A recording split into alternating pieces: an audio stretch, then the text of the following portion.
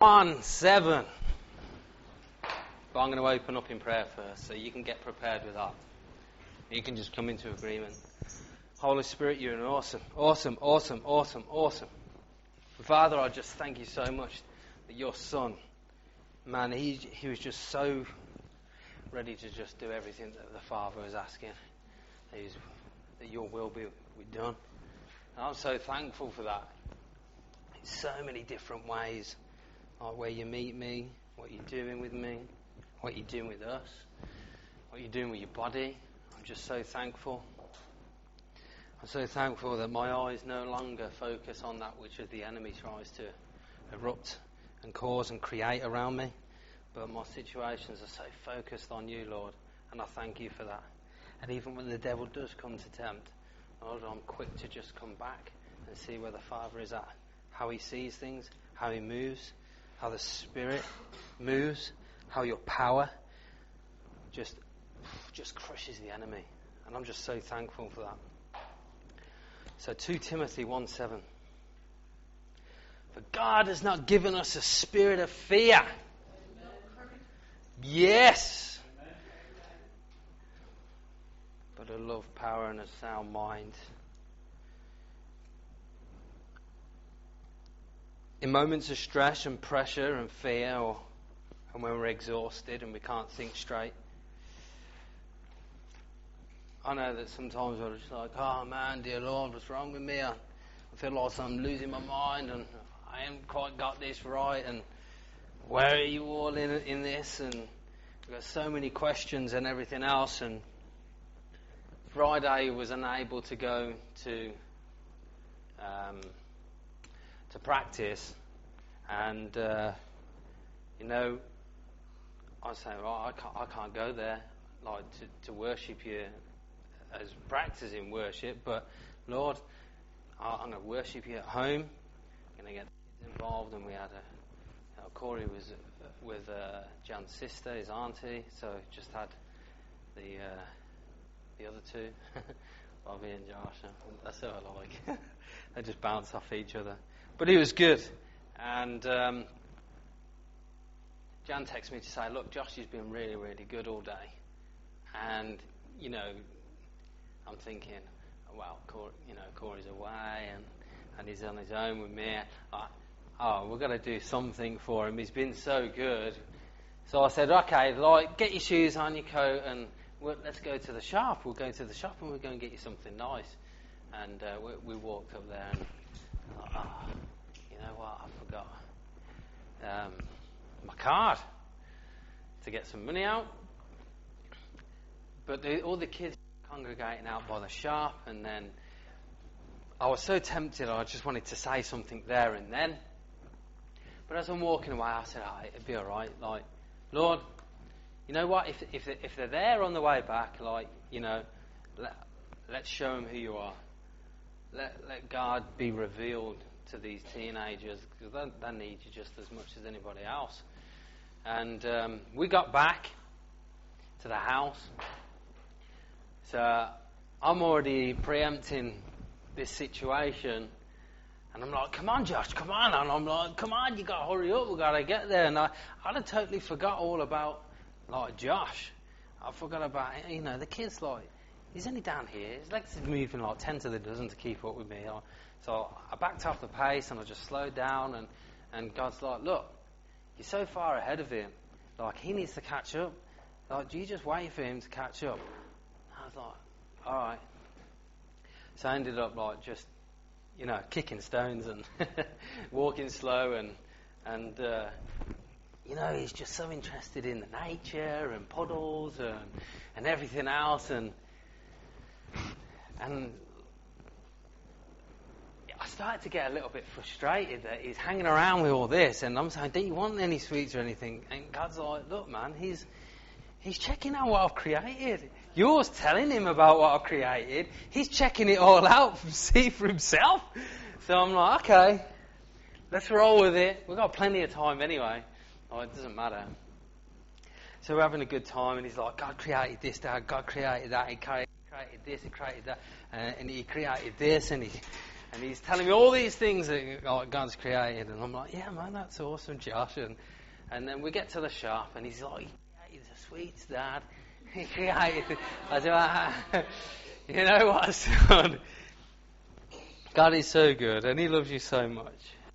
We got to check out, and he's playing with a woman behind the counter, putting his sweets up there, and she said, "Do you want to get something else?" And I'm like, I'm supposed to be asking him that.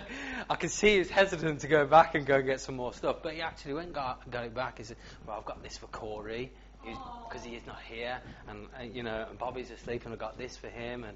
And we had to change some of the stuff because it was all big boy sweets, and Bobby couldn't get his mouth around half the stuff. But in all of it, I could see how much Josh he's just loving on everything. And I've never really seen that in him, because he's just tough and boisterous, and it's almost like he blows up his chest and he just walks around but he's always going on about superheroes and Hulk, and my ear's gone green, Dad. I'm like, why is that? I'm like, because I'm angry. I said, you're not angry. He said, I want to be angry so I can get my ears green. I said, you don't need to be angry. Your ears don't need to go green. God loves you. You've got so much strength inside you. You don't need to use it in the way of the films. And I started thinking, the films and stuff like that create a reality of kids to sit in and get involved in. And the same with us. And Superman is one of my long-time superheroes, and Superman, he has this power. He has this awesome ability when he's this high, he just doesn't know he has it. And as he starts to develop, he starts getting hold of this power and starts to slightly understand it a little. And then he's tempted by bullies and stuff. I don't think he was scared of the bullies. I think he knew he had this power, and if he was to use it, he'd be scared for them, because of what it could happen to them. But then as he grew up into a man, he started to develop his power for the good. And in that, he had to steward it. So he had to take control of it. He had to have this love for the people, this power that he carried, but he also had to have a sound mind for it. We already have this awesome power. It's how we deal with this awesome power in our day-to-day life. Love, we're taking all this on the moment we accept him into our life, right? But we choose when to use it. That is old man. Our choice of when I should use it, when I should do it. If I'm upset today, I'm not going to bother. And if I've been hurt, then I'm not going to do it. And really, when we're looking from God's perspective, when Jesus is saying, I need to use it now because they're in need now, and I need you to love now because they're in need now, and I need you to have this clear mind now of my understanding now, to use it now because this is what I need now. And when we connect with him on that level, then everything that we think about it and the situation and everything just it's disappeared. It's gone. And even if we do worry about the outcome, or whether we are thinking about, well, if I do it, then this could possibly happen. Yeah, it could. But it may not. Because if we're thinking like Jesus is thinking, then ultimately nothing harmful can come our way. It can't. It's impossible. It's impossible. Because we're standing in victory. So he's already created the outcome for your circumstances right at the beginning. In the beginning, everything. So these moments of pressure and fear and everything else, if you ever felt that way before you're tempted to think like this, like right now, I'm going to assure you, that is just carnal mind. It is just a way that Satan can get in. Why? Because, we think with our carnal mind and with our spiritual nature. But it's an overcome every single day, is to put that down And I can't imagine, I suppose you hear about it now, like, you know, people in prison, they've got rights and stuff like that to compensation and things like that, and you think that it is crazy that they've acted in such a manner and did such things, and then they feel the victim in the prison because of the way that they're treated inside for the action that they chose to take. Every action has a reaction. The consequences come for either our stupidity, or even if we're doing it in love, some of the things that we're still going to get persecuted for, we're still going to have weight on our shoulders. But ultimately, like, God is here to defeat the enemy. So if we think about people that go out purposely go and do it, they're not of sound mind. They're not in that place of understanding. So if we think where Jesus thinks from is I don't know what they think, but I know the Father does. And I need to be of that place to help intervene. What is their state of mind for them to think like that? To rob, cheat, or steal, or benefit self. All these things that we know, sound mind says, I'm dead to. But on the flip, if I've been told off by my dad, or I'm upset by the actions of somebody else, that's my choice to go down that path. It's my choice to take that on board. It's my choice at that moment whether I choose to grab hold of that in that split moment and let it develop or not develop.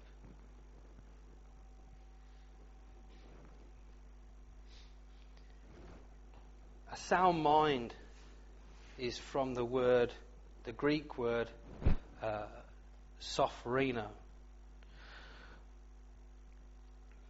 And it's split down, sozo and phreno. The Greek word sozo means saved or delivered. It suggests something that is being delivered and rescued, revived, salvaged and protected and is now safe and secure. This suggests that the word sozo could actually decept a person who was on the verge of death, but then has been revived, resuscitated because new life has been breathed into him. And the second part of this word, the sound mind, comes from the Greek word phronio, which carries the idea of a person's intelligence or frame of thinking, including his rational logic or emotions. And the word phronio means every part of the human mind, including all processes that are engaged in making the mind function and come to conclusions. So when we can stick this together, we understand that, go back to this word in Timothy, God has not given you a spirit of fear, but of power and of love.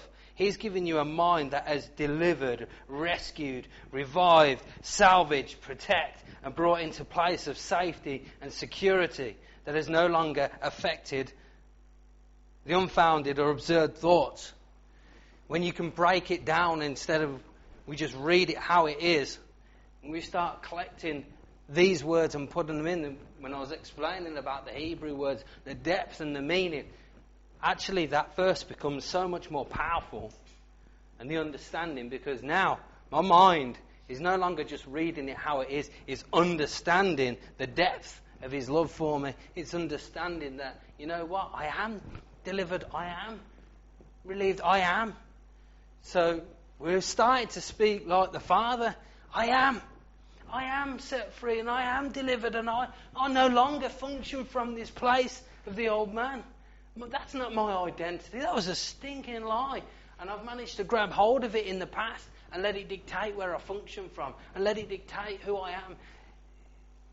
And then my identity, if I'm Jesus Christ, I can't be that. It's impossible for me to be that. Or have I got sound mind to know that and understand it? Or do I need understanding and let my mind understand exactly what's going on? So we can dictate from two places. That's either with truth and understanding what the truth is, Or we can just know that that's true, but I'm choosing to stand here. I know it's true. But the moment I know it's true and I walk in the truth, it's going to deliver me. I'm not ready to be delivered from that because my carnal mind and my flesh wants to remain here a little bit longer because I'm comfortable with that. And God's asking you to break out from the comfortable position of your boat and go into deeper waters with Him so that you can flourish. But sometimes we don't want to. Why? It's a hard thing to do. Why? It's because it's been a build-up for so long. There's been an anger for so long. There's been a frustration for so long. Yet we focus so much on that than what the actual outcome and the situation, or even Jesus, is in it. And we look past everything and remain back here in our old thinking. That's dead. Like, I'm telling you today, that's dead. It's got to be dead. You cannot flourish. You can't function. You can't go forward.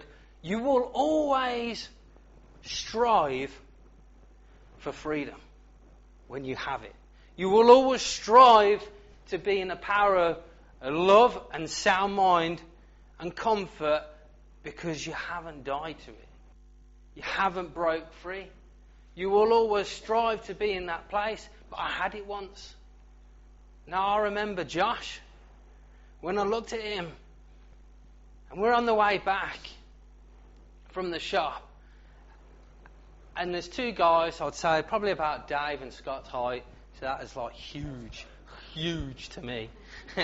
It wasn't Dave and Scott, by the way, I'm just saying their height. And these guys walked past and the usual trackies and the jacket and man bag, as I call them, and that.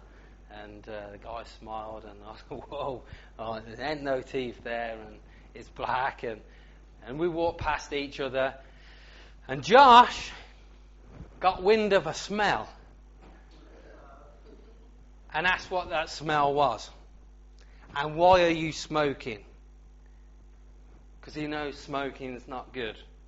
And the guy covered himself as he's talking to Josh, and said, I'm doing it because it's for pain.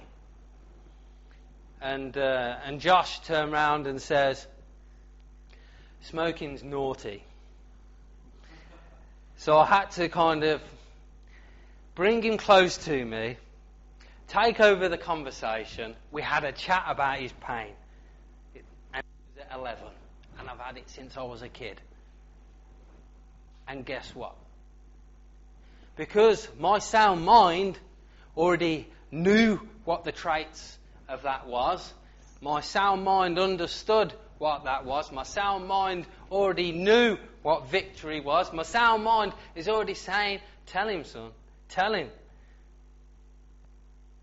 And at first I thought, just leave it, let's go home. It's starting to get dark now because it took us that long to get there, get back. I thought, no, this guy needs love right now. He needs to know the love of the Father. So we did. And his friends stood in awe and watched him get healed. Just because we can do it, because we're full of that power. We've got that in us. But scrap the healing side of it just for 1 minute. It was the moment that Josh, fearless, at that age, didn't matter to him who it was. He's speaking his mind. He wants to know what's going on. He's intrigued in what this guy was doing and what this funky smell was. But set aside all that, I'm thinking, man, this guy's fearless. He's just going talking to anybody. I know I've got him covered. There's nothing going to happen to him. God's got him covered. I know that. I thought, man, I remember being like that. All fearless, and I'm just going to go in for the kill. And we carry on walking, and me and Josh are high-fiving, and Jesus just did that on his back, Dad, and I'm like, yeah. Because the guy actually turned round when I stopped him and said, okay, so on a scale of 1 to 10, Josh starts walking up towards the road and it's a bus route. So I went, oh, Josh, come here. And he says, what are you going to do? Get him to touch me or something? That struck up a biggest conversation. I said, oh man, you don't even know what you're in for. Like, so I'm just holding Josh. And I said, Josh, just point. And I just held his back. And this guy got so healed. And you can see him walking out. He's looking at what he's smoking, just like, oh man, he kept doing stretches and that. And we walked to the park, and there's the biggest bunch of teenagers at the park. And Josh already ran to the park, and I'm trying to call him back, going, no, come back, because there's big kids there. And he's already there, in the middle of them. And he's looking around, going, what are you doing? Why are you not going on the park? It's a park. What are you just standing here for, not going on anything? They're doing the same as what I used to do at that age. Having a beer, having a smoke, and doing all these things, and it was cool. And Josh strikes up conversation with one of the lads, talking about God making sweets and that. So I'm like, let me help you out a little bit here. I mean, like, he is so fearless. But it made me feel as though I was in a position where I didn't have to defend God. Like, this is just open opportunity to give God some glory. These teenagers that really needed to see who Jesus Christ was. So we got to chat, and 5 of those kids got healed. 5 of those kids got healed. Now, we didn't mention Jesus Christ until after. And one kid from a distance says he must have plucked. He must have been tucked away in there somewhere after watching his mates. And they're all like, nah, I'm serious, man. It's gone. It's gone. Is that coming back? And I'm like, nope. Oh, man, that is gone. He said, I've got some pain. I was just about to tell him. God's like, nah, show him even more of me. So I was, all right, I'm just going to point. And we're a good, like, I don't know, 10 metres or something like that away. And he can hear him telling his mates, I can feel him pushing on my back. I can feel something on my back. And I'm like, there's no one there. I don't like, I know, I'll test it out. And I got off, like, doing the kick. Like, yeah, Jesus is so cool, so good. But when we got to actually chat, one of the kids turns around and goes, I didn't get taught that at school. We didn't get taught that at school. And I'm like, I know. But I'm saying, no matter how much you're going to go through this phase of getting high and drinking and everything else, trust me, like, you won't get a bigger high than where Jesus Christ is. And you can go around doing this. One kid just sucked it up. Like, I could go and do that. What do I need to do? How do I need to do it? And I said, go around, go pray for someone and call it out in Jesus' name. And you go home, and you need to think about accepting him into your life. And I said, watch him rock your world, turn it upside down. And you could see the excitement on this kid. That was more exciting. And I said, that excitement that you're experiencing right now, was it better than having a spliff? Yeah. Oh, way more. And I said, I know. So, because that will only do so much. You'll keep searching for that next high, and you'll keep searching for that next best thing, and you'll keep searching for it, but you'll never get it. In our old man and our flesh, we are continuously looking and searching for something. We're looking for the better, and how I can do it better, and how I can get it better. And God says, look, new man says, you've got it. And you got it bad, man. You just need to know that you've got it. And don't try and do it by yourself. Like, do it with me. Like, this is the best outcome. This is how good it's going to be. Like, yeah, we need to do physical stuff. We need to get all the stuff done. But when we do it with him, we see awesome results. Like, I'm already looking into the future going, I know how good it's going to be. Like, for me, I know how good it's going to be. It's going to be amazing. I'm just getting to that place now where, like, God, I opened up the door. He said, they're open, man. You just need to start pushing them. You need to open them up. Stop knocking at them. Just push it, because it's there. You're ready. So if I turn around and say, look, man, you two, you ready for it? Go for it. Like, seriously, man, the stuff that you know, dude, man, like both of you, gotta go with it. Every single person in here, he has not left at one particular level. You have it, and you have it big time. You just need to know in your spirit, man, that I got this. Like Jesus says, I walk around, and every single person that asked him something, right, it was the ask. It was the ask. It was the ask. It was the ask. And do you want to do it then? You asked. So if you ask for something and you haven't seen it yet, do you think that it's failed? You think it's come back void? Do you think that all of a sudden it's not working for you anymore? Do you think that that had happened in the past? Why don't I see them now? Why am I not seeing these things now? Why am I not seeing His awesomeness like the way that I used to? And I put it down to this for me, is when I seen Josh, and I was so desperate to be fearless again. I was put into a situation to be fearless.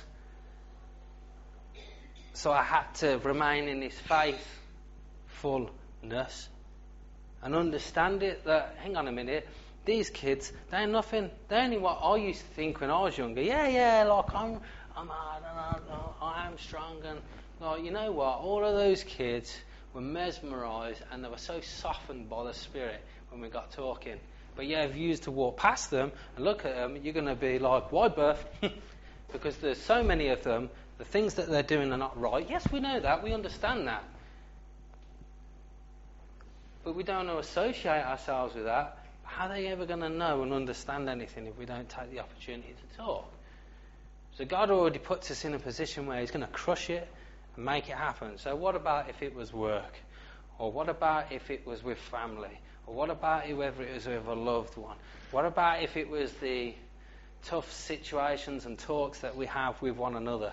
What about if we didn't think about the situation ahead, but rather tackled it the way that Jesus tackled it, and that is to go and do, and then remain in His Word and see what the outcome is?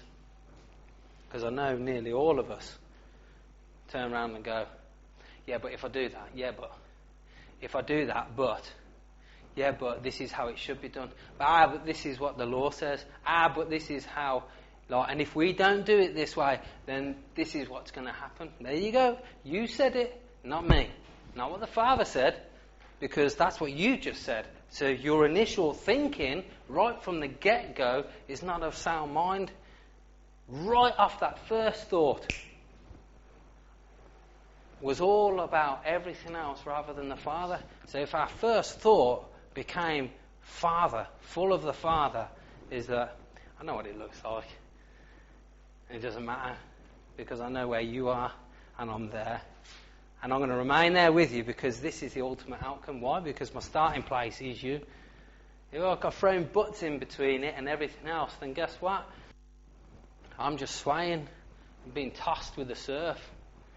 I'm playing out on cold. So, what does the Word say about it? You're going to spew me out? Am I of sound mind? Have I got all His love in it? Because it doesn't matter. I should be here going, hey, I know what it looks like. I know how it is.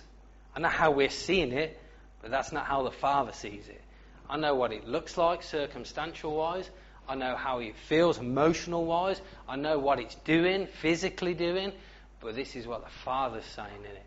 This is what the Father's... We feed the Father into everybody. And we feed His love into everything. Guess what? Then it's all the works of the Father is just being done. One after another. I know what it looks like, but I'm here to tell you, this is not how it is. Why? Because I've been through it and I've seen it.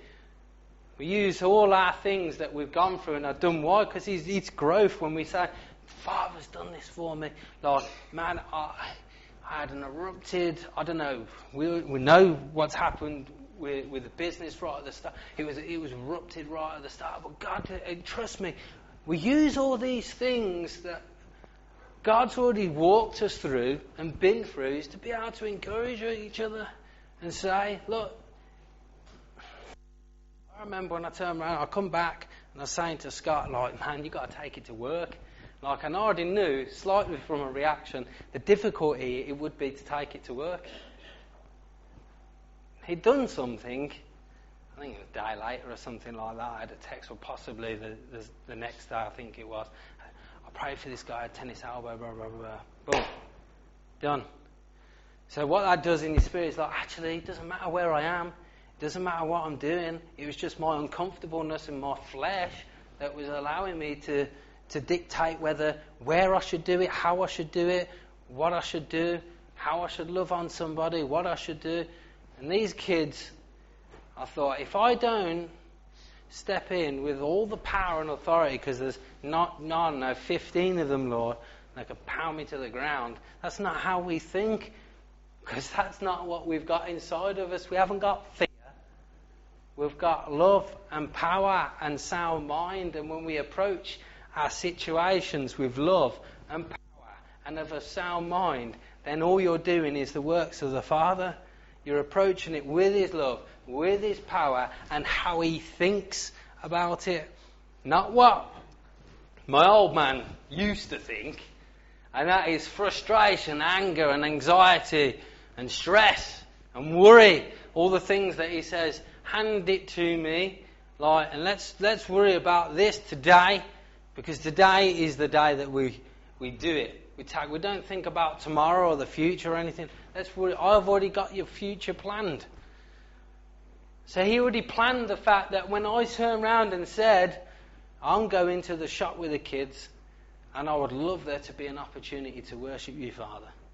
And he's like, all right, boom. A situation that I've never been in before and tackled before. Why? Because I've already said, well, what about if there is people that are doing this and doing that? What about the kids? So I was put into a position where it was to stretch me. I could have quite easily just gone, come on, Josh, like, went up, got him, walked back to the house, and not stretch myself. Or them see who Jesus Christ was. And then I got just as much as they did. Because I'm walking back going, wow, like, everything that my carnal mind was trying to create situation-wise was just blown out of the water completely. Because I already handed it to the Father and went, like, nah, man, let's go for this. I'm ready for it. I'm going to go for it. It doesn't matter.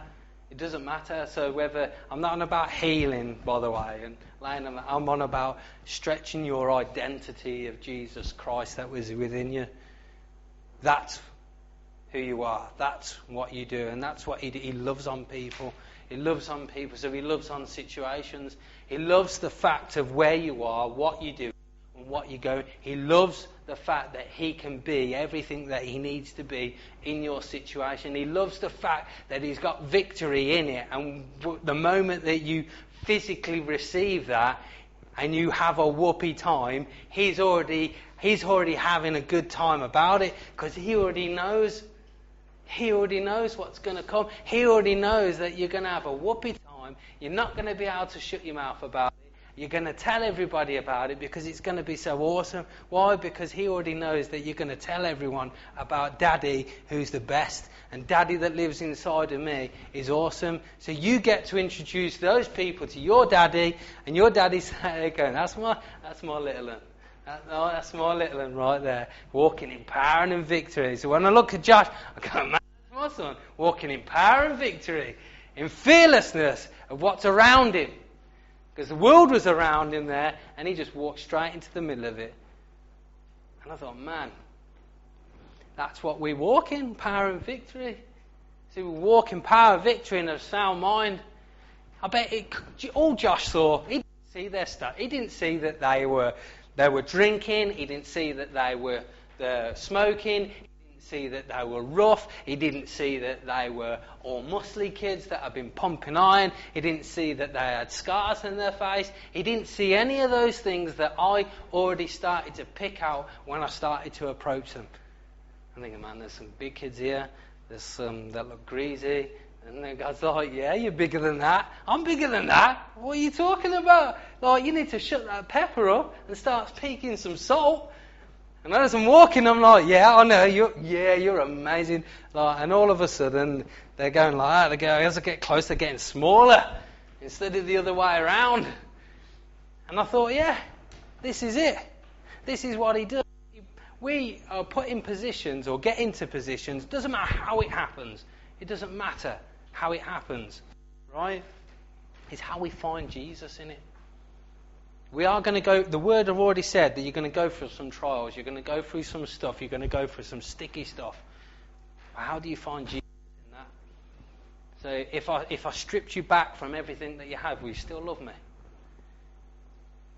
Well, not Father strip you back of everything, but you allow the enemy to strip you back of everything. Will you still love me? Will you still be the same for me today as you were when you had it? Would you allow the situation to dictate who you are? Would you allow your circumstances of having nothing to stop loving me? Because that's when we start looking outwards and we start looking at people with nothing. And we start looking at the people on the streets that have zip. And we go, actually, you know what? If that guy can turn around and say, God bless you, man. And you've given him a couple of quid. Can't, but that speaks volumes to God. That's a mic going in there. Watch that mic work if you believe it. But that guy that's got, God bless you, man. And he's thankful. And God's just impressing it on your heart. So what about us? What about in here? What about situation-wise? Things that you think that have gone on or are going on, or how can you get to the end of that and see Jesus in it, or his light? See, darkness, there's only one thing that pierces through it, and that's light. But when you look at a black... Alright, this panel here, or one of the ones that are around the church with the blinds down, see the light that pierces through it? That stands out more than the black image. But it's only a small piece of light that's filtering through around the edges, but that stands out more. So I'll focus, I can see that more than what I can see that is shutting the windows off from its light. You look at your situations and see Jesus' light on it and focus more on that light in the situation rather than what the situation is trying to dictate and tell you how you function, where you function from. And I guarantee there'll be an outcome. When? I don't know. But it's the fact that we have so much joy in being in his presence. The expectation of those things that I cannot see come to pass. That's the exciting bit. Is that I'm more excited about it's going to pass. I want to see it pass. It's going to pass. So if they spent 40 years in the wilderness to see that pass, was it worth it? We can't do 40 minutes with a conversation with someone on our disagreement of what we believe and what we think. We can't even do 40 seconds if someone turns around and says, I'm in disagreement with what you're saying. Because we allow what they say to dictate who we are and what we hear. And we process that through our carnal mind, our flesh, instead of our spirit man. So that generation that had to be built up in the wilderness, all they saw was God. He covered us with his glory. God, he fed us with his manna. God, he gave us all this stuff. God did all of this for us. Yet the ones that come out of Egypt, after being given freedom, murmured and whined and griped and moaned. When are we going to get this? And when are we going to get that? And where is your God now? And what's your God do? And God didn't turn around and say, oh, that's it. He still fed them. He still covered them. He still loved on them. He still gave them everything. But they had to remain in the wilderness. That's their finishing place. The other generation that sinned and tasted the goodness and watched it went in it with Joshua. Because Joshua took them there. 40 years that those children had to grow up and watch how good God is? Oh, that's amazing. Or did they think, oh, well, we ain't got anything. Like, we're in a desert place. Yeah, we're just surviving. We're just getting by each time. We've just got it. We've just got it. We've just got it. We've just got it. Just imagine how bad it must have been for the kids then. Like, mine, I banned the iPad and that for a bit now because it got to the point they couldn't be without it. And I could see what it was doing. So I had to ban them. I said, man, you don't realise how thankful you should be right about now with the things that you have. Then nor do I with the things I have. Because if they were in the wilderness and they were just, I say just, no, God supplied them, they had it, the clothes didn't wear, the shoes didn't wear, they were fed, they were warm, they were clothed, they were covered by the Almighty God. Now that, in as much as what it looks like, must have been far greater than when they were released from Egypt. It must have been. God did a mighty thing releasing them from Egypt, but He did an even better thing in the wilderness, and He did an even mightier thing going into the promised land. So what position or where do you think you're at the minute? Do we think that we're in the wilderness but we're a people of complaint? Or can we be a people in the wilderness but, yeah, you know what? Someone's came back with some water from there and they've tasted how good it is. They've said that it's amazing and they're ready to take it like right now. And I don't think I can back that. Like, I don't even think I'm ready for all of that. I can't do that. I'm too old for that. I'm sick and tired of going through the same old. And like, I know how good God's been and everything else, but I just want to be here. Now, I want to be in the presence of the Almighty God. That's where I want to be, and I want to be with Him daily, and I want to see what He's got for me daily, and I want to taste and know that He's good daily, and I want to eat of His goodness daily, and I want to know the end result daily. Yeah, but like, I'm just good for Sunday. That's me. I'm just good for Sunday. Like, don't remain in the wilderness in your situation. We're of promise. We're of promise. And God says you can have it all. You've got it all. The moment you accept Him, you've got it. See, you're of promise. Oh, you're the father of many nations, Abraham. So, are you? Do you have that? Can you go share in other nations? Can you go and give to children in other nations? Can you go and love in other nations? Yes, if you want it. Do you want it? Do you want people in Redditch to be loved the same way that Father loves you? Yes. How can we do that if we don't talk to them? Do we want to see this grow? Yes. But how does it happen? Like, knowing your identity is how it happens. I'm not on about like my identity. I'm about your identity. God's given you a quality and a purpose that's different to my quality and purpose. It's different. And it's so much special. Why? Because it just creates and makes up who He is in every single one of you. You're created in His image. So if you're created in His image, ask yourself what His image is. So if I'm created in your image and I'm so amazing, Father, then what is your image? Because we're all created in His likeness. So we're all created in that perfect. So your image. So what about the world? Did He create that in His image? Did He think about what He was creating when He created? Was that His image? With His Son? Is that what we're created in? His image? Are we created in that awesomeness of Jesus Christ? Because He says, right now I'm going to have to do something so amazing now and send my image in form so that you may be reconciled with me. And ultimately, there's nothing that's created without Jesus Christ. So, guess what? We're created through Him. So if we're created through him, then that same power that we keep talking about, that conquered the grave, lived in me. Well, when did it live in me? Last week, when I actually overcome it. But this week, I haven't overcome it, so he's not in me. No.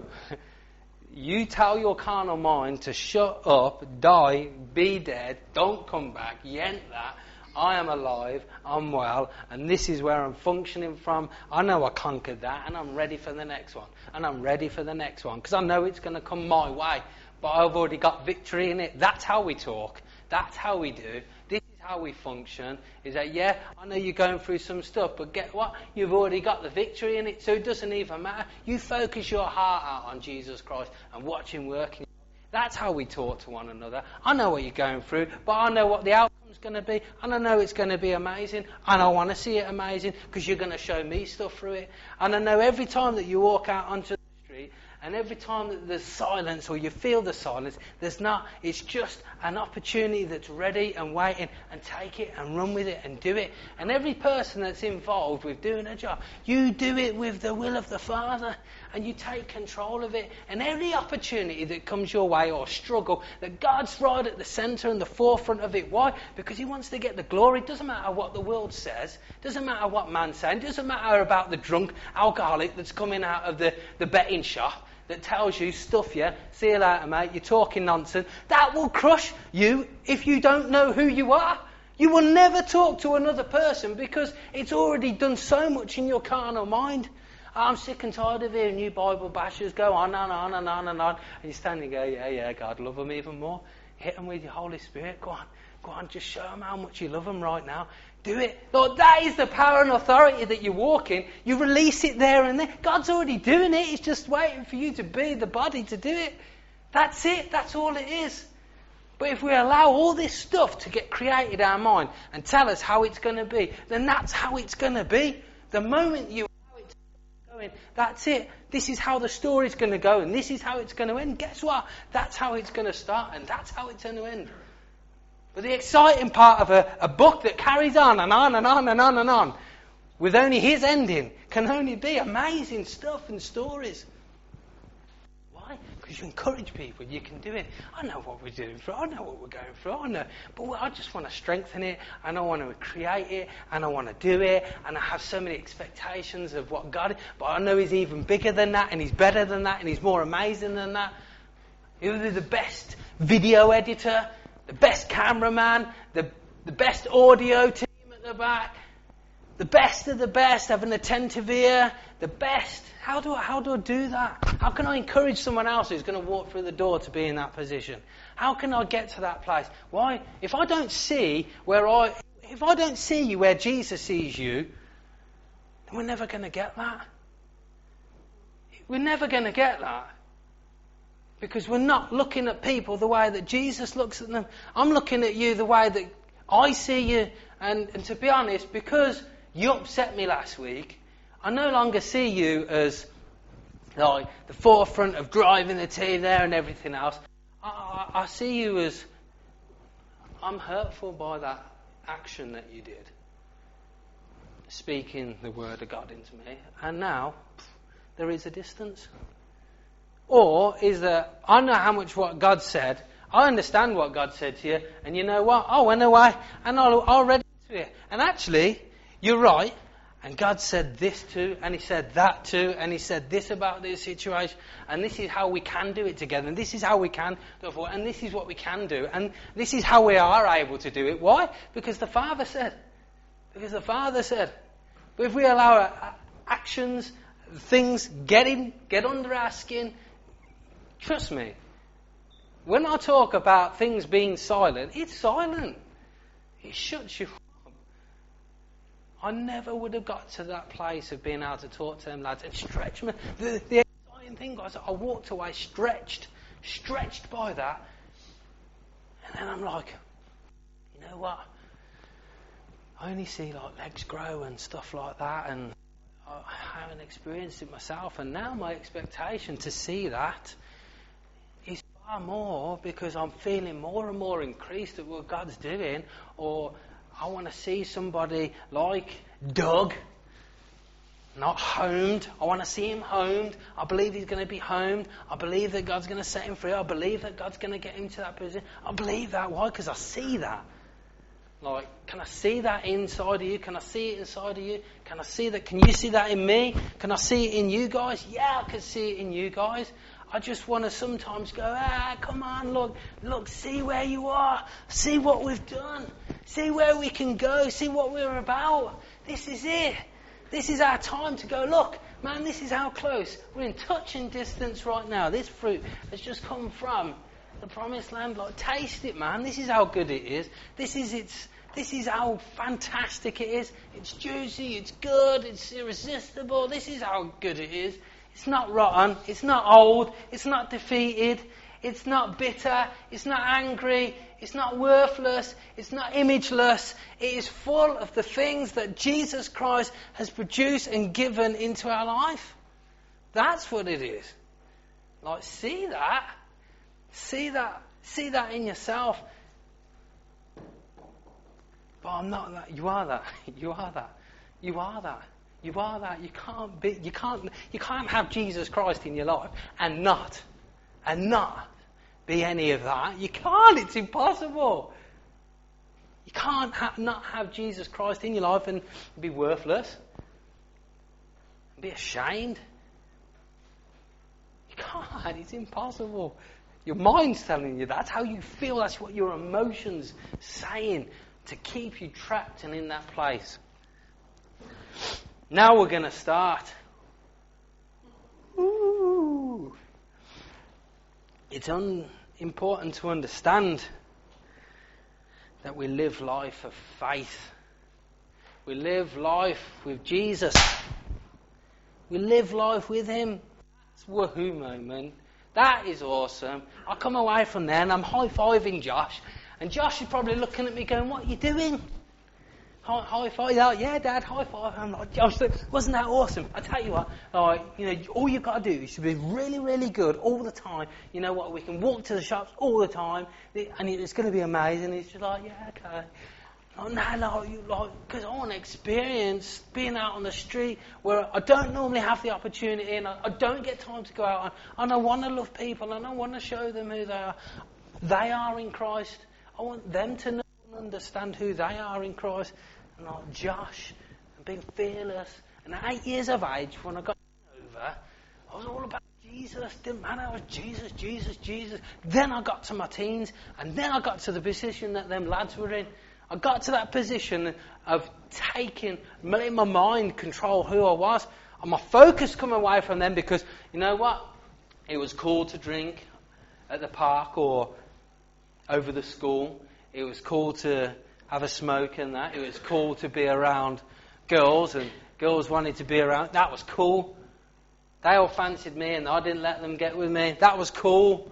Because you know what? I felt good when people were looking at me like that. I felt good when people wanted to be around me because of who I was. Yeah, I felt cool. And I got twisted up by the world. Because the moment that God came into this situation, in our conversations, guess what? I backed down. I knew what he was. I knew who he was. And I backed down. I let all of that create in me a totally different mind. And I lost my passion, my burn, and my desire for the kingdom. I forgot how powerful he was. I forgot how awesome he was, or I was. I forgot who I was. And then I got to that age where I had to cling back to him. And I had to know him again. And I needed to get that back. I wanted to be fearless again for the kingdom. I wanted to be able to do that and not have a worry about it. A bit like Josh.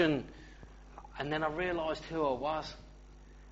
And I stopped running after who I was or trying to figure it out who I was. I stopped all that chasing. I stopped chasing because now I know. And now we're in that position where we know you're untouchable by everything. God wants to do something amazing. It doesn't matter where you are, what you think you're doing, or what you have even calculated where we're going to be in the next year. God wants to do something so amazing and blow you out the water that you're here. God's like way up there with the plans, man. Way up there. Like, think big. What did we have before? Think big. The big give, that was big. We can be bigger. The soup kitchen, that's how we can think. As well as the food supplies, that's how we can think. This could be a place from it. This could actually be a training place for kids that want to learn the drums or play guitar. This building could be used to feed the homeless. This building could be used for single parents. This building could be used for single dads, single parents, kids that ain't got a lot. They can't even afford to play a guitar. They can't afford to play drums. They can't afford all the luxuries that other families have. This place could be used for so many different things. It could be. It could be.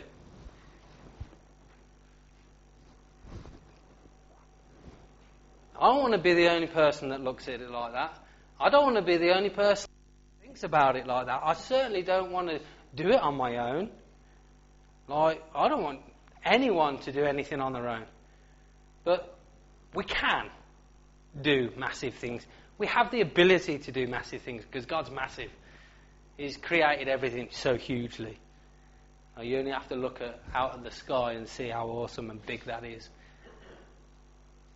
But if He created that, all this mega stuff, then He can create everything that He needs to in every single one of us. Like, don't lose your passion. Don't lose your fire for God. Don't lose whether you think that you have the ability or not. Don't lose your identity of Jesus Christ inside of you. Don't lose that. Like, stoke yourself up every single day. Stoke yourself up in the morning. Stoke yourself up with the Father. Going, this is what we're going to do. This is what we're going to have. You're talking into being. Talking to being all the things that you're going to... Right, that's it. Project number 1. And I'm going to knock it off the list. And this is where I'm going to start. I don't care what people say. I don't care what people do. But this is what I'm going to do. Because I believe I am the person for it. And I can do it. Boom. Watch Him work. Watch Him work. Watch Him work. Do you believe that you got God inside you? Yes. So do you believe that you are able to do everything? Yes. Do you think that's just true? No. You know it. So it's the truth. So I'm free from my past. I'm free from where I was. I'm free and delivered from the things that bound me. Now I'm open to the kingdom. Now I'm open to the power and the authority and the sound mind of Jesus Christ. Now I'm open to all of that. How do I develop from it? How do I think like Jesus Christ? How do I understand the things that He sees? How do I do this? It's by taking one opportunity after another and doing it with Him, by Him. Let Him do it. Let Him function through you. But let Him reassure you that just because you may not think you see the that you want doesn't mean that the works isn't done. Yeah? Awesome. Lord, I thank You by faith that I'm not going nuts, crazy and losing my mind. That the stress and the pressure that I've been facing, it's already going to pass. Why? Because You're faithful. And I know You're going to bring me through the challenges and the times. You promised me a sound mind, and that's exactly what You've given me. I can't ever thank You enough or fully express the gratitude for Your power, Your love and a sound mind. You have given me that will carry me safely through these times. There's going to be times where I'm going to be challenged. There's going to be some things that are going to happen to me. I don't want the choice. I don't want it to define who I am. I don't want it to destroy who I am. I only want to be strengthened by it. Because I know You hold the title in my life. I know that You're the beginning, the end, the Alpha and Omega. My calling is to You, Jesus. That means that I'm working for You, Lord. You're ultimately, I report to You. You're the beginning of it, the end of it. And no matter whether I'm going to be tempted, I ain't going to cave in. Whatever anybody else says to me, I'm not going to let it dictate who I am. I know that You have power. I once seen it and I'm going to see it again. Because your promises say they are and they are. Amen. You without fail.